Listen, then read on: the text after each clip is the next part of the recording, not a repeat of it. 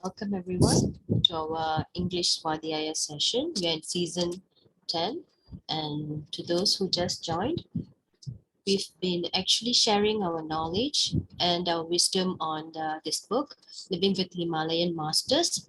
And those who doesn't know about this book is written by Swami Rama, and this book actually brings us through Swami Rama's life journey from a child to a teenager, adolescent, young adult, and to Swami, enlightened master. So currently, um, we have reviewed his life from a child to teenager, and today's session we are covering towards his adolescent and young adulthood. And it's actually a very amazing book. When you read this book, you will know, he's not like what we think. Those swamis in the Himalayas who they follow this strong practice of spiritual practices, and for Swami Rama, he's more like us. He never he couldn't care less about the practices, and he's living a normal life, but towards his spiritual journey. And today I will be covering two chapters, and Master Rajeshwari will be covering the rest. And before further delay, let me start with the chapters that I'm supposed to cover. Okay. My chapter starts with In the Tiger Cave. Okay. Here, Swami Rama, he talks about his experience where he encountered this mother tiger in a cave, and he was in a journey towards Kathmandu. It's Nepal's capital. So he was in his journey. He's just walking. And he walked miles and miles, days, and he take rest in between. And at that moment, one day, what he did, because he was too tired one evening, he wanted to rest, and he saw a cave nearby, that a nearest road, so he decided to take a rest in that cave. And all he brings along is his kamandal, the water pot, and then a blanket, and then I think just a tiger skin for him to sit and to meditate on. So once he entered that small the cave, it was a little damp, the floor. So what he did, he just put his blanket and he lied down. When he lied down, to his surprise, there was this cute three little tiger cubs just pounced at him. And probably the tiger cubs must be hungry and looking for the mother, so they thought he might be the mother. And according to Swami Rama, those tiger cubs must be probably 15 days, 2 weeks old, very small cubs. And then he was actually playing with them and petting them. And when he sat up, he actually saw the mother tiger just entered, it's standing at the entrance. And it's very, very animals' natural instinct.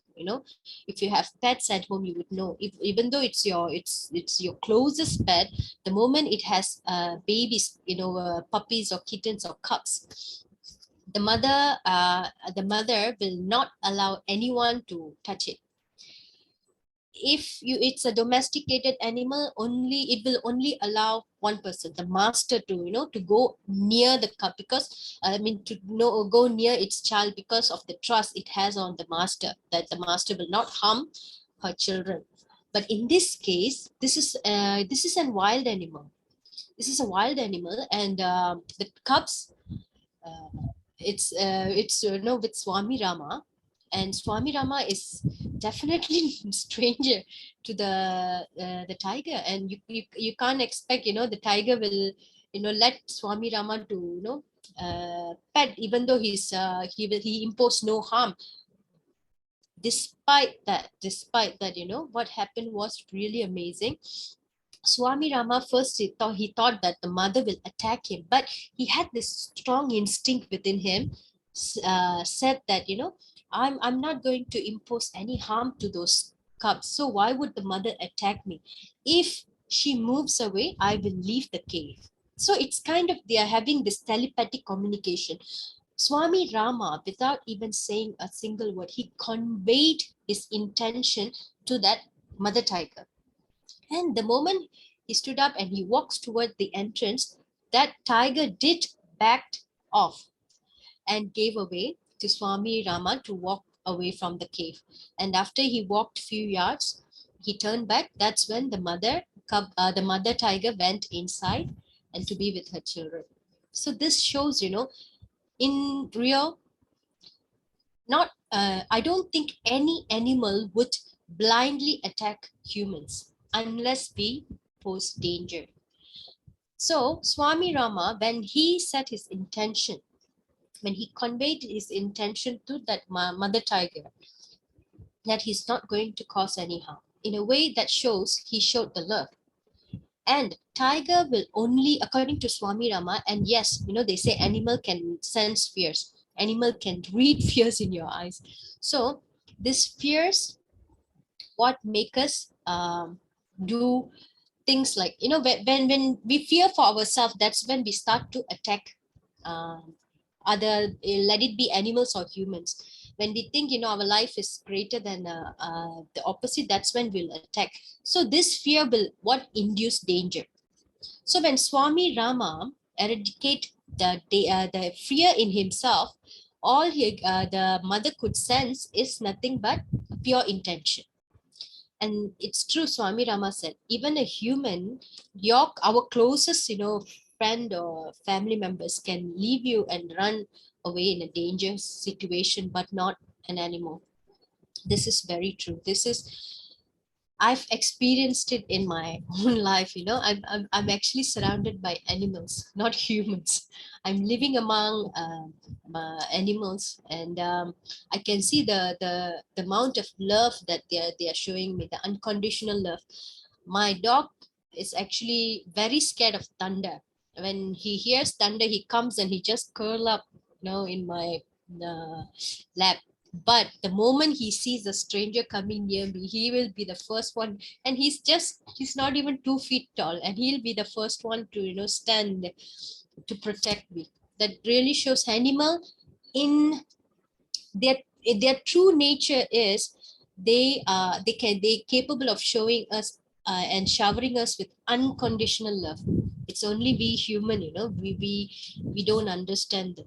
We truly don't understand them. We think that they are animal, we are humans, we are greater than them. Actually, we have a lot of things to learn from animals. So this is in a tiger cave. And the next one is, it's just a small note from Swami Rama saying that path of renunciation. And it's true, path of renunciation, it's not an easy path. No, it's not for everyone. That's why in PSSM, Patriji always tell us, and I mean, even in PSSM, they stress us to leave a middle path, because we can't, according to Swami Rama, he says it's a razor's edge. It's only few people can do that, but not for all. And for us to actually to be in this spiritual path, the two most important thing is non-attachment and knowledge of self. I think in this middle path, in our normal life, by practicing meditation, we are already following this too, non-attachment and knowledge of self. The more we are doing this Sajjana Sangatya and Swadyayas, reading a lot of books, and then wisdom sharing, experience sharing, and meditation, we are actually learning about ourselves, our true self. And then non-attachment, yes. Why? How we are practicing non-attachment? Non-interference. Even if it's our own family members, we are actually, in a way, practicing non-interference. See how these two connected. Even if it's your own child, if she's going to make a decision, of he or she going to make a decision, if it's before meditation, we will be like, no, no, don't do that, you have to do in this way, otherwise you will face something horrible. But now we are like, no, it's free will. You just do what you want. And then whether it's good or bad, you will learn from that. That is non-attachment, patrata nilai. Means you don't want to be very much connected and attached to their life. So we are, in a way, we are already practicing this in our middle path. And then the next is my whole being is an I. Okay, Swami Rama, he regularly visits this Swami, another Swami in Srinagar for over, I think, 2 years of period. So whenever he goes and he served that Swami, and whenever he goes, that Swami will be like in deep meditation. His eyes is always closed. So Swami Rama is kind of frustrated, as we all in previous chapter we know he has swollen ego, because he's very much representing us. When I see Swami Rama, I very much can get connected, because he's not living a Swami's life, but he's living a normal person life towards that enlightenment path.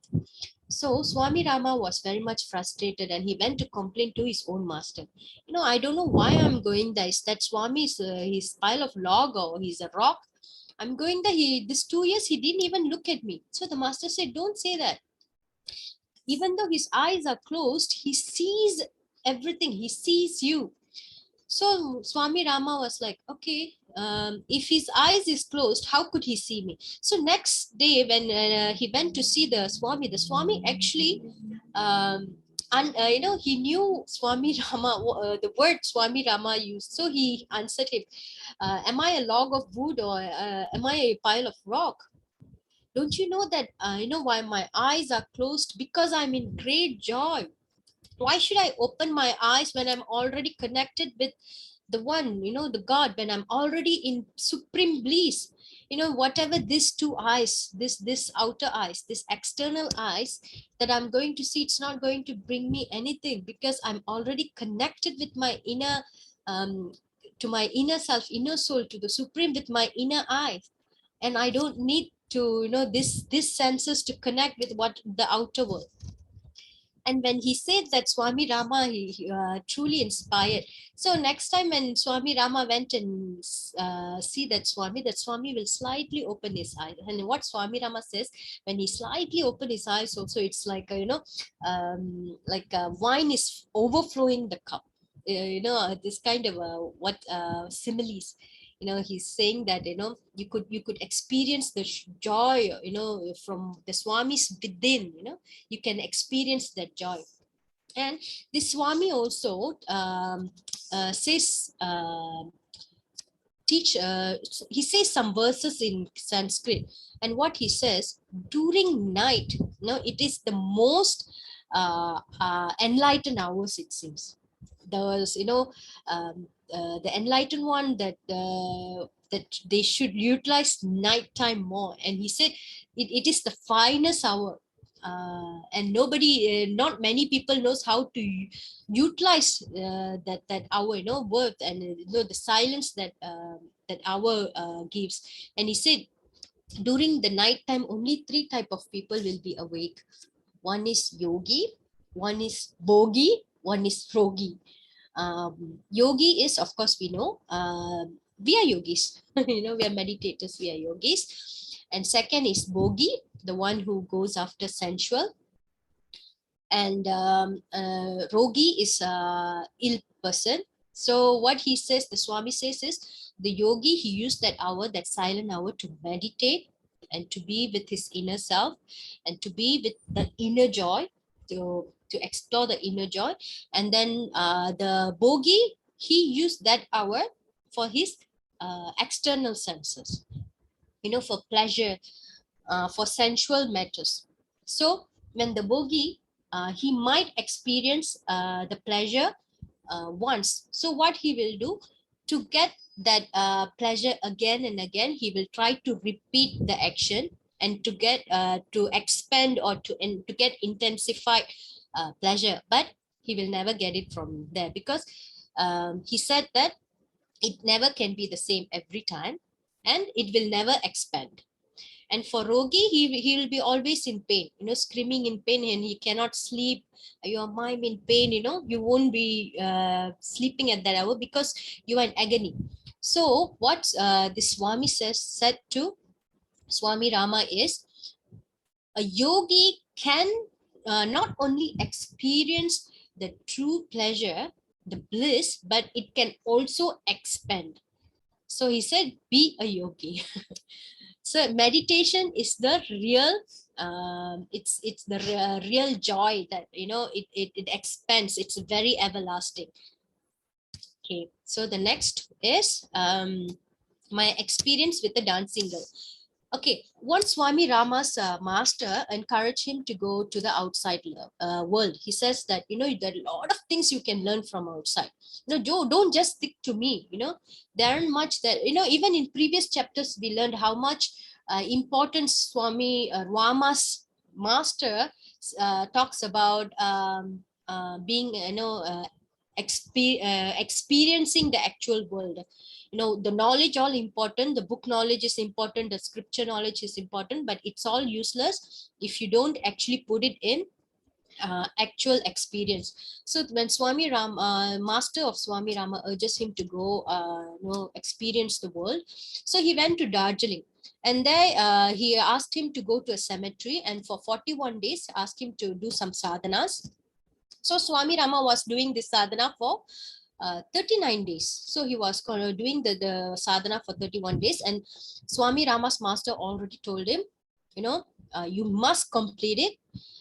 Even though you get any disturbance, any obstacles, even your mind ask you to stop, never do that. Just complete the sadhana. And as he said, so yes, on the 39th day, Swami Rama's own mind start to divert him. It says that, 39 days you already did the sadhana, nothing happened.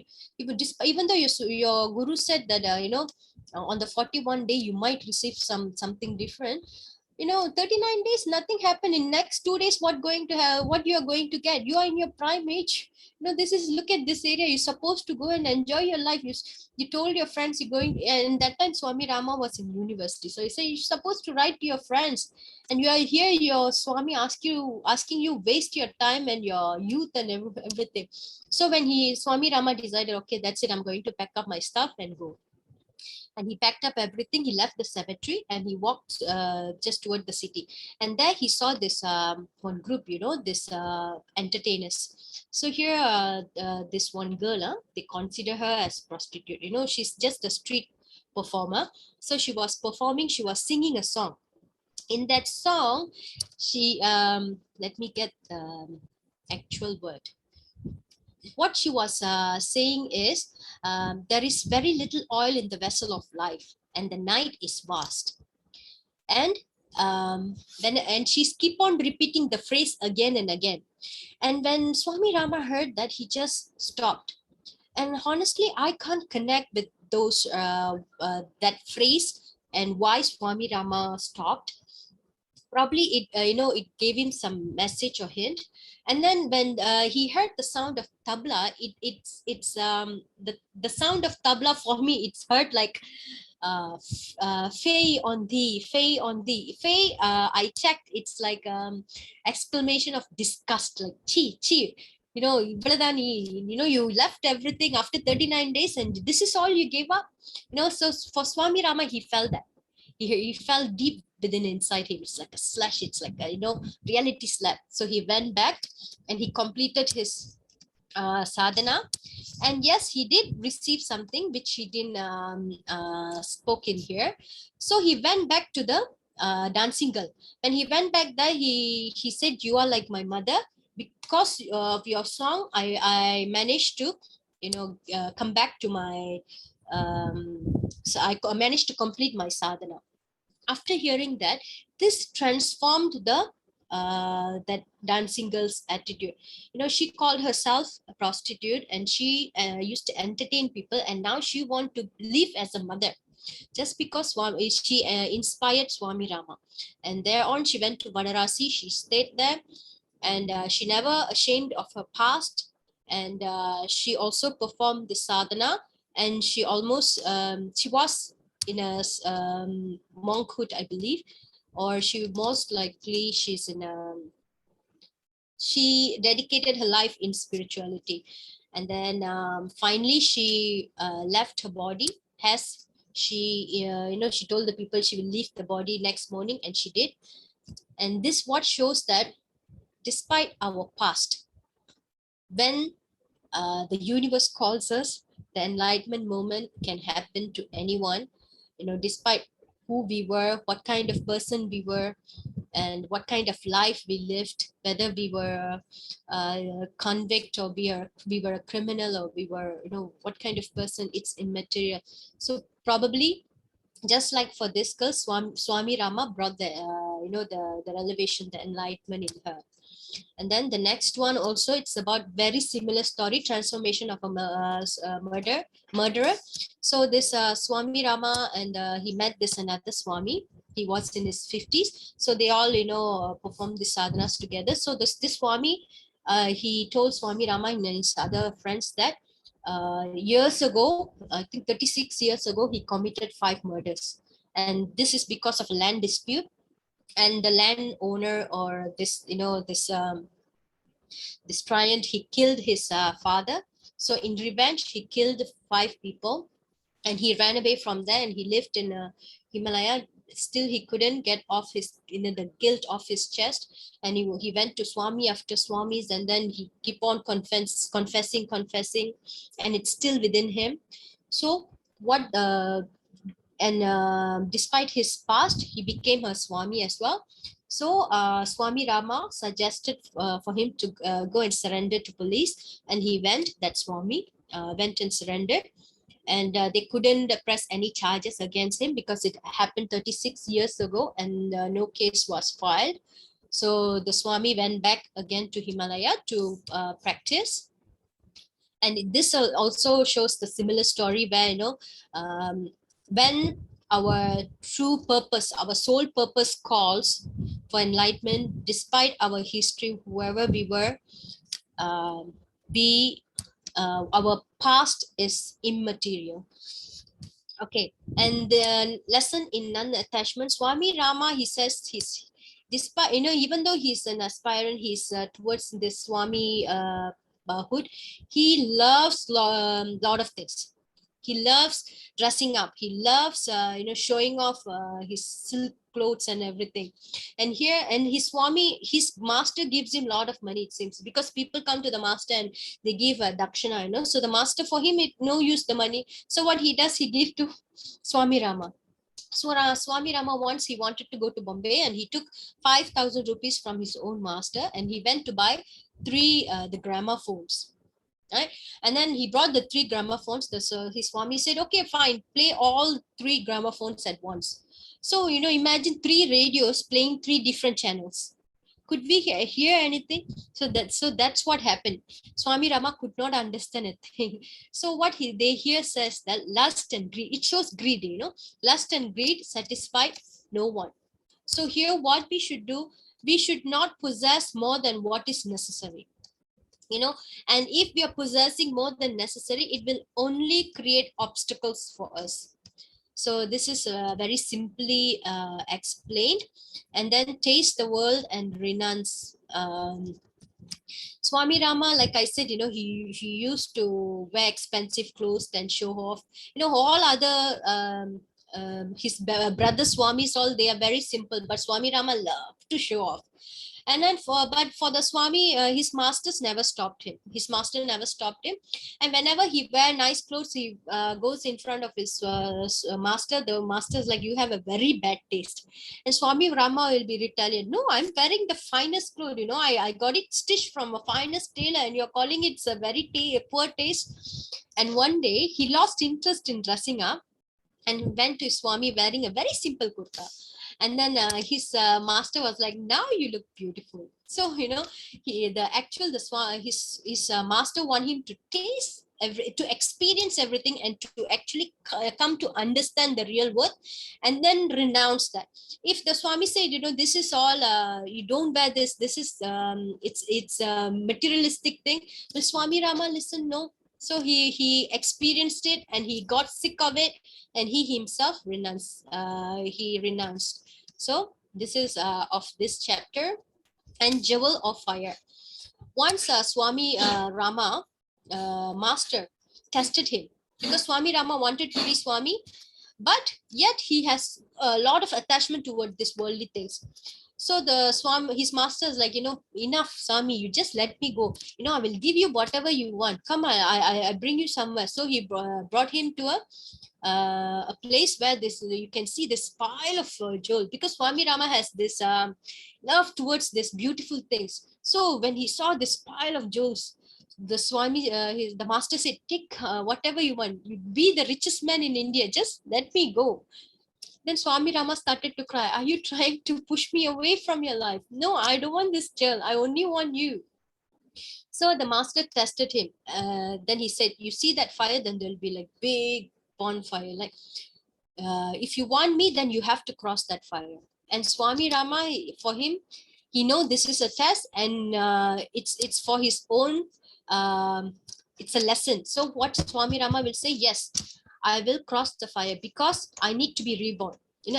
For him, it's a symbolic. Coming out from the fire, it's like renunciating all the worldly desires. So desires brings obstacles. So he renounced all those things, and he chose his Swami over the jewel. And then my first day as Swami, um, again, Swami Rama still wearing all silky clothes, and his Swami said, you must go ask for alms. You need to beg for your food. So he went to ask for food from a village, and imagine wearing a nice and silky suit and asking for asking for alms. And then there this lady was milking this cow. The moment she, okay, I think I've taken up so much of time. Yes, Master Padma is. Thought I was supposed to cover that. Oh, am I? Yeah, Sorry. yeah. Sorry, Sorry. the section C and the section D. I'm so sorry. No I worries, think no worries. overexcited. I let you to do the rest, Master. Thank you. Okay, no worries. Thank you. No, I didn't mind. Okay, my humble pronounced Pita Mahapatriji and Swarnamala Patriji and Master, Rama and all the astral masters here. Indeed, thank you, Master Padma. I'm just like continuing, I too was all engrossed with the story, so I didn't realize until I checked, because I had my chapter open on my first days as a Swami. I think continuing with what Master Padma very nicely put in, right? That Swami Rama, like that was his first day when he was ordained as the Swami order. The master told him, so do you know that to be a Swami you have to beg alms. Alms means like food or anything you've got to beg. Then so the ego says that you have to exist independently of others, but then you have to purify this ego. So you have to be humble to do that. So what he did, okay, and then but from that on, what he did, he'll never forget what happened then. So he was healthy, and like what Master Padma said, he was actually wearing a silken garb, and can you believe it, a beggar wearing silk. So he used to walk freely, and then as a monk you have to like stand up straight and walk straight, so like as though that you have like you are a proud person. But then so he went to this place, he wanted to beg, and then he saw this lady, she was milking a cow. So she was singing and milking the cow, and the earthen pot was between her knees. So Swami Rama, he said, because they have to say like the Lord's name, right? He said Narayanan Hari, and she was so startled, she jumped, and then the pot fell and broke. And she was so angry with him. She shouted to him. She said, you're a strong, healthy man begging, and then you're a burden to the nation and a burden to yourself. Who taught you to beg? You have money to wear silk garment, and yet you are begging. And then Swami Rama, he really, really felt very small. And then he said, please don't call me names. And then she was like, this lady kept going on and on, because apparently the antique pot was given by her mother-in-law, and then she called him parasite. She said, get out of the sight, because she was so attached to the antique pot. So she went on and on. Then Swami Rama, he went back to the master that day, and usually that the master will ask him every day, have you taken your food? But this time he was expecting the master to ask him whether he had eaten, but the master was like quiet. And then so he couldn't take it, and then he complained. In the evening he complained. He said, today you did not ask me if I have taken any food. Then he said, I did not. The master said, I did not, because now you are a Swami now. So what, then he asked him, what do you mean by that? He said, as a Swami is the master by himself and master of all appetites. So you will not, so he said, you will not take care of me. He said, no, now you are a Swami, I am a Swami. So there's no difference between the both of us. So then now you take care of yourself. So he became very sad, pensive, and he thought, okay, he will go independent. And he said, okay, he will never beg, whatever happens. So he promised to himself that he will never beg. So he said, if God wants him to leave, he will leave and meditate, but never beg. So he wanted to stick to his promise. So he went and sat on the bank of Ganges. So many people came and everybody assumed that someone else was caring for him.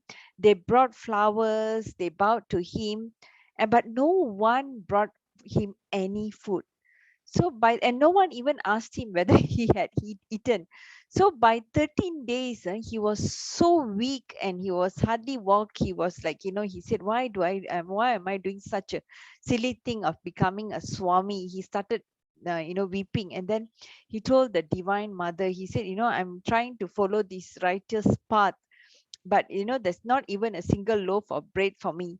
Suddenly he saw the hand coming from the out of the water, the Ganges, holding a bowl filled with food. So it was coming towards him, and he heard a woman's voice saying, here, this is for you. And then he took the bowl and ate. But surprisingly, this bowl, no matter how much he ate, the bowl was never empty. So this bowl was like a magical bowl. He kept the bowl for 3 years. So what he did is he used to distribute whatever food coming from the bowl. Used to distribute to people. So if you pour milk, the bowl would never overflow, because you can still keep pouring milk, and then even you add sweets, it would not be filled up. So people came and all that. But then he realized, after some time, he realized people were coming to actually see the bowl. So they were not coming to actually see him. They wanted to come to see the miraculous bowl. So then he asked his master that he actually became the slave to the bowl.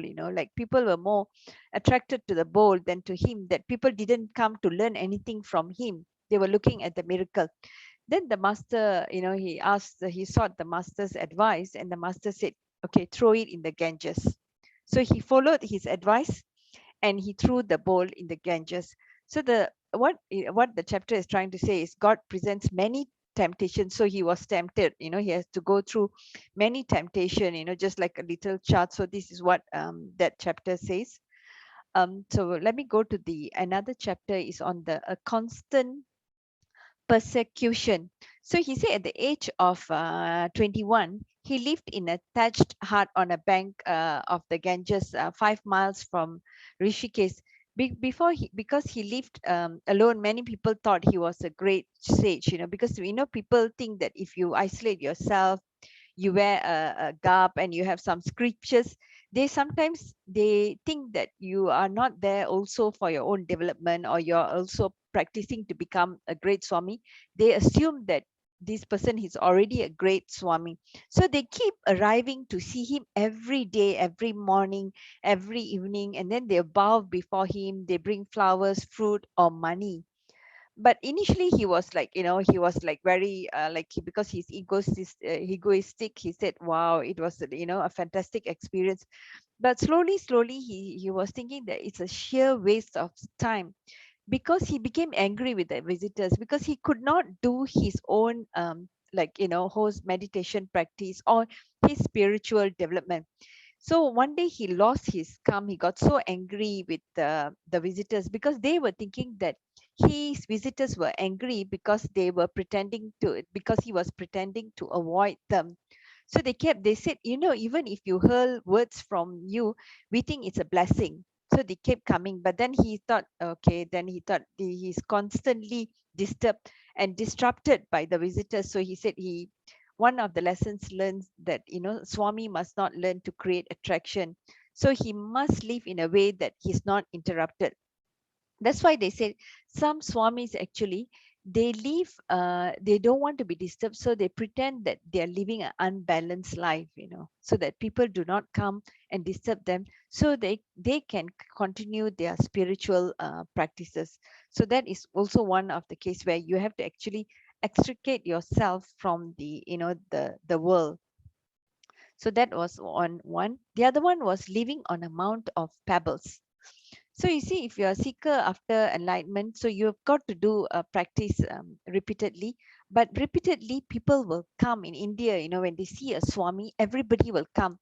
They'll come. They think that the Swami is a doctor, can give you any remedies for any illness, any problems you face. So they'll never leave the Swami alone. So the many times that there are mystics as well. Just now I was saying that the mystics pretend that they lead an imbalanced life, so they're not disturbed.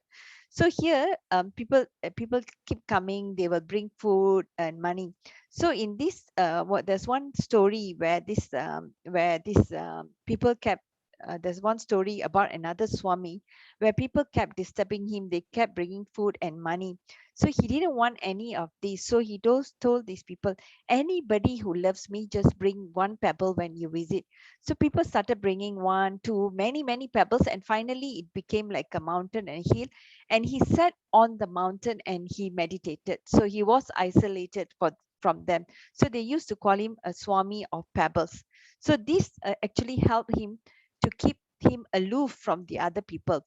Another thing he did is he started speaking a language that other people didn't understand. So anytime they asked him anything, he said, do. So finally, so, and then one time when Swami Rama went and spoke to him when he was alone, so he said this is what he was doing because he didn't want to be disturbed. So he spoke a language that people didn't want to understand, people don't understand, so that people don't actually worship the Swami, so he could do his own practices. So that is another thing about living on a mount of pebbles. So this the following chapter, not the second chapter, is temptations on the path. So this one, okay, there's this story actually really interested me as well. So he went to see a Swami who told him the story to teach him about the temptations on the path to self realization. So like a young man took vows of renunciation and became a Swami, but his master told him to avoid three things, that is gold, women and fame. So one day that Swami was crossing a river and noticed at the part of the river bank that had been washed away, he saw some big jars full of gold coin that was uncovered. So he thought, I don't need it. But then since I've renounced all these worldly goods, but then if I take this and then I can build a temple, that will be good. So he went to some builders and showed them what he had found. And then he wanted to ask them to build the temple. But then they said, oh, okay, why should a Swami have so much of money? So they threw him in the water and they took the money and they distributed among himself. But he was almost drowned, but by the grace of God, somehow he survived and he came. So he said, then he realized that no matter what happens, he's not going to give any importance to money. He said no money. So secondly, he went far away inside. Didn't want to come close to anyone. So anyone came near him, he'll say that, okay, don't come near me, leave me. So this a woman came and he said, don't come near me. She said, I'll only leave food here every day. So she will come each day, she'll come slightly. She was like a camel stand. Every day she will come slightly closer to him. So one day she left a cat, and then the cat would not eat the food that she gave him. So then he said, I would need some milk for the cat. Then she brought the cow, so that because the cow would give the milk. Then he was wondering, and then he thought, okay, she's a good person because she's bringing the cat, she's bringing the cow, and all that. So if he said, then she said, okay, maybe. Then she said, she told him, okay, I will come in and look after the cow. So instead of just only looking after the cow, she started looking after the Swami as well. And then finally he had a child. So once he was like looking, he wanted to he bought the child and he was taking care of the child. That's when another Swami came along and told him, what has happened to you? Then only the Swami, he really wept. He realized that how much how much he became, due to all this temptation, he became entangled in this world. And then he left and really went deeper in the forest. So that's what they said, gold woman. And then the third thing was sage. So on one day, a man from a nearby village sought him. So he went, he bowed, and then because he was really inside the jungle and all that, he learned some, acquired some cities, some, like power to create some miracles. So one man managed to see him and thought he was a great sage, right? So he said, Swami, I'm very poor, my children do not have anything much to eat, can you please help me? So he told him, take one hair from my beard and put it in your cupboard, and tomorrow the cupboard will be full of money, but do not tell anyone. But what he did is, when he returned home, he naturally revealed the secret to his wife, and she, of course, being a lady, spread the news. So everybody came and took many hairs from his beard, and then his face was sore and he was bleeding. So then only he realized, okay, so no money, no woman, and no fame. Because once you become famous, actually you lose things. So this is the stories that we are not supposed to, it happens to all the swamis who are in the path of realization. And then, okay, the other thing, the chapter is, should I get married? So Swami Rama, when he was in Uttar Pradesh, a northern state of India, people would come visiting him in the evenings, give him, because he would give courses on Upanishads. So one day, a girl with a master's degree in English literature came. She wanted to grant, she wanted an interview with him. So, and then she then on started asserting herself, because she said that in the past life, she and Swami Rama were married. So, for 1 year, she was like talking to him and she was like enticing him. And he was at that time, you see, even Swami, they have done so many meditation and all that. Yet at that temptation, they can be very naive. So, and she was really well connected. I mean, she had well known, she was, many of her brothers, cousins, and all that were very high government positions. And they're all pressing Swami Rama to marry her. So for 1 year, he was like really influenced by all this emotion. But that time it was a bad period for him, because he felt very frustrated and unfulfilled, because everything was influenced by the girl and a family, and he didn't know what to do. So what he thought that, okay, because he was committing to the path of renunciation, right? And this thing is, distracting him and then disturbing him. So finally he couldn't take it. He said he went to the master, and he left the decision with the master. So as he knew that, as you know, the master always was gave him a free will, never really controlled his life. So but then he ended up following the master's advice. The master said, you have a task and you have not completed it. And then he said, have you all this thing, you have a task, you have not completed it. He said, having examined and compared all the worldly companionship and the spiritual attainments, then only he realized that, if he didn't, it will take him several lifetimes for him to come back to the path. And if this path, he like broke away and he got married, then he would have to actually come back, several lifetime before he continues his path. Then only he thought, okay, no, this is not going to happen. So he left the place, and he said he didn't want to, go through this kind of life. So this is all what they're saying, is a lot of things happens when, the yogis, they are sometimes, there's a drive for food, sleep, and all this. Because when we have all these urges, this urge, that means all the energy is then channeled to these urges. So if you do not have all these urges, then all your energy is channeled to your spiritual development or your self realization. So that is what the path of renunciation is. And then spiritual dignity is also vanity. So after all these, he renunciation by his master. He was feeling guilty, so the master told him, you better go and live on the bank of a Narmada river, which flows through the central India, and to practice certain austerities there. So he wanted to go, and the master told him to go get isolated in a dense forest 30 miles away, in one area. And the river that he was meditating was very full of crocodiles. And in the morning and evening, several of them would lie on the sand along the river. So he lived in the river bank for 6 months without anyone disturbing him. He only had, like what she said, the water pot, a blanket, and just two loincloths. So there were people from the villages 6 miles. They will come and give him bread and some milk, maybe once a day, milk and some wheat bread once a day. So 6 months he didn't have any physical I mean any like it was a very quiet period in his life. He said that was the best time. So one day a party of big game hunters came and saw him sitting on meditation. So, and then they also were surprised that they saw many crocodiles were just lying beside there and they didn't do anything.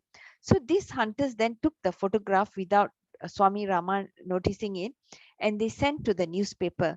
So these stories appeared in many newspaper, and at that particular time, a Sankaracharya of Karvirpittam, they were searching for his successor because he was already old and it was his last day.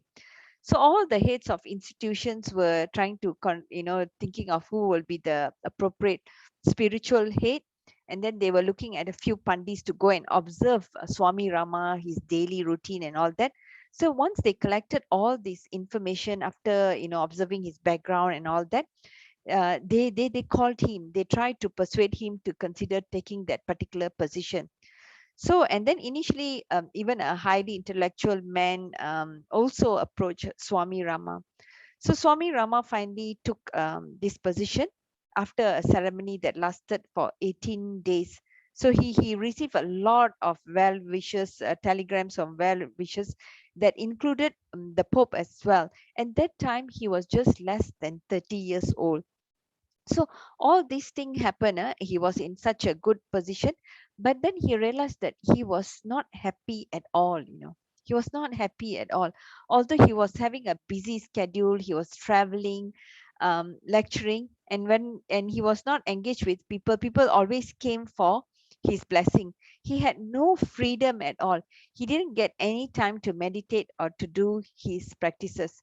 So most of the time, he ended up doing blessing for people. So he was saying that this was not good. Ultimately, he was not at all happy. So what he said that, okay, he was thinking that what is not meant for this, then better leave, his conscience say. So after 2 years, he simply ran away. He ran away, and then people thought, what is this? Probably he's not taking his responsibility. So he said one day he lived in mansion, he had like many cars and all that, but then no, he thought that was not the life that he was supposed to live. So then he wanted to return to the Himalayas. He boarded a third class train without a ticket. Normally he wouldn't do that. But when he was when the guard came, he said, thank you for not prosecuting me.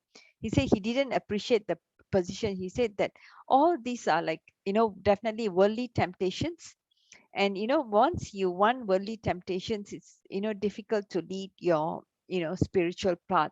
That means you can help to actually uplift and enlighten people, but sometimes, like I think when we started the story, I remember Tilama saying, Master Tila saying that sometimes for spiritual development we also need to be selfish, right? You need to focus on your own spiritual development rather than actually devoting your time for other people. So I think that's what at the end of the chapter, and I just realized that we also just past 9. So over to you, Master Padma. Thank you, Master Rajesh. It was amazing. All your, those your wisdom sharing and all those sharing about the chapters. Sorry that I took up a lot No of worries, time and of no and worries. I think we did. your chapters too. Okay, Masters. We are done with our wisdom sharing and those chapters and the subtopics covered by me and Master Rajesh. Anyone have anything to share? Any experience that you could relate? And Just, I just want to say thank you to Patmaji and Rajesh. Wonderful session. Enjoyed the session. Very calmly presented. Beautiful. Understood all the pages. Thank you to both of you. Thank you, Tilama. Thank you, Tilamaya. So, masters, anyone else that you, any suggestions that anything is accepted with open heart? And we would personally request, I mean, humbly request all of you to read this book because it has a lot of things to teach us, because we are already in the spiritual path, but of course we are not in a monkhood or renunciate, or we are in middle path, but a lot of things that we can use from this book. It's all true, even in our, if we are being in a middle path, and we are following meditation, we are already facing a lot of obstacles. Imagine this swamis, and for them is additional temptations.